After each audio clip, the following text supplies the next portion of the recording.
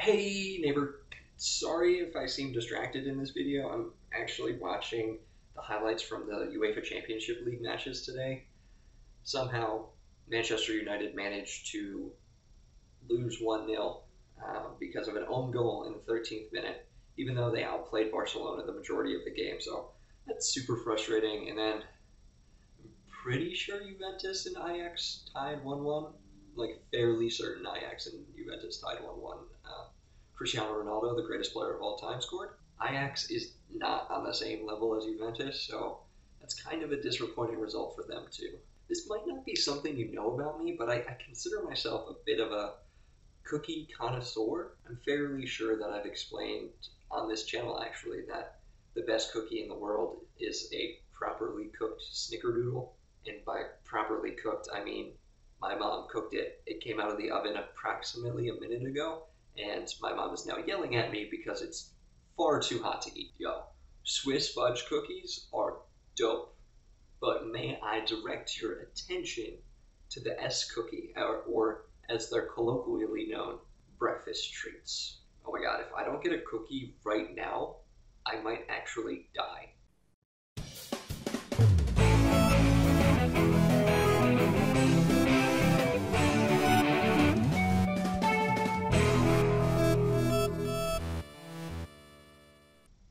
So I actually paused your video so I didn't get too far into your coverage of WrestleMania because I didn't want to be influenced by kind of what you thought about the matches. In my honest opinion, I think the best match was obviously the best wrestled match was the Kofi Kingston Daniel Bryan match. And honestly, I think that might have been the only match that wasn't just something that you could see on really like any given SmackDown or Raw. The rosters now are just so talented. Everyone on the roster is amazing. So it feels kind of the same as it always does. I mean, any given pay-per-view or any given Monday or Tuesday. I did like the SmackDown tag title match. I thought that one was really good just because I like a lot of the people that were in the ring on that one. And I'm super bummed out about the women's tag belt. I mean, I like the Iconics, but like Kurt Hawkins and Zack Ryder beating the Revival, that's such a joke. I mean, I can't wait until the Revival are in AEW. And I get it. Like, not every pay per view has to put on just like 5-star classics like NXT Takeover New York did last weekend. But like, it would be nice for WrestleMania to have some like really well wrestled matches. Maybe I'm thinking too much into it, and or maybe I'm just like watered down with all of the wrestling content that we see. Hopefully I didn't agree with everything that you said, and it's not like, oh, he just listened to what I said and then said the same thing. But yeah, I had to stop the video again because you started talking about Beanie Babies, and I didn't want to be influenced by you. So we actually had one of the same Beanie Babies. It was a brown puppy with a like tan puppy with a darker brown spot on his back and little floofy ears. His name was Tuffy. He was my favorite. He had a dog bed that was on the like shelf above my bed, and he would sleep there. So I think that's your favorite Beanie Baby. Maybe I'm just assuming my favorite is your favorite and you have a different favorite.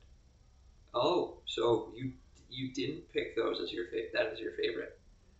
Now I look silly, don't I? How do I transition here? Now I sleep with a Scooby-Doo. He rides shotgun with me pretty much anytime I'm driving from DC to New Jersey and back, just because I need someone to talk to. I think one of the only tweets from my old Twitter account, something I tweeted back in like 2012, was, how is Scooby-Doo only going to be on 1 hour a day, but I can catch Law and Order 24/7? It still upsets me. I guess my question of the day is, what's your favorite Hanna Barbera cartoon?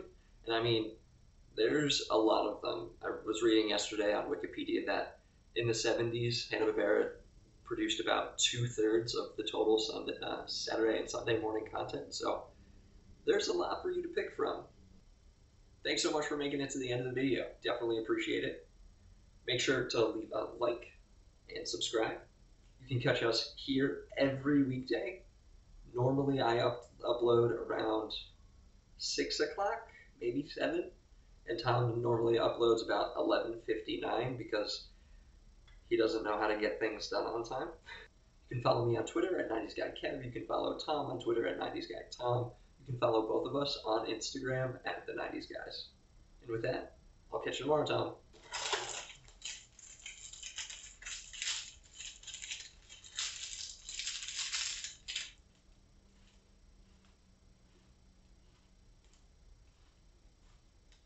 I'm eating the whole thing.